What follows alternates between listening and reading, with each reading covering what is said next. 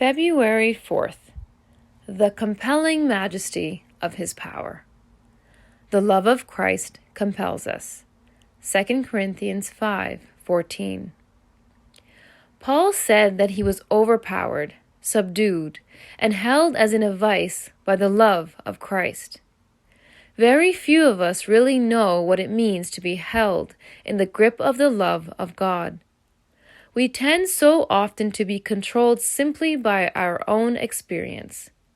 The one thing that gripped and held Paul, to the exclusion of everything else, was the love of God. The love of Christ compels us. When you hear that coming from the life of a man or woman, it is unmistakable. You will know that the Spirit of God is completely unhindered in that person's life. When we were born again by the Holy Spirit, our testimony is based solely on what God has done for us, and rightly so. But that will change and be removed forever once you receive power when the Holy Spirit has come upon you.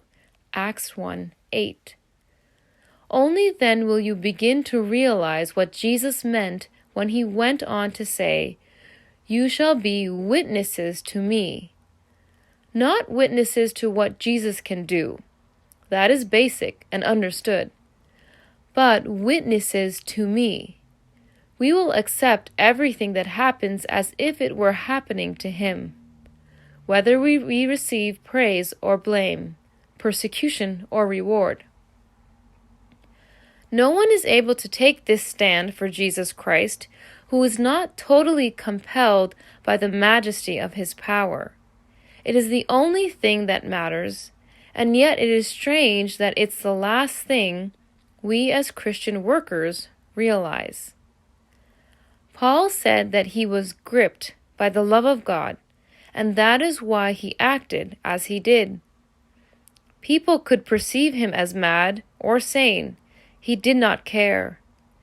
There was only one thing he lived for: to persuade people of the coming judgment of God, and to tell them of the love of Christ.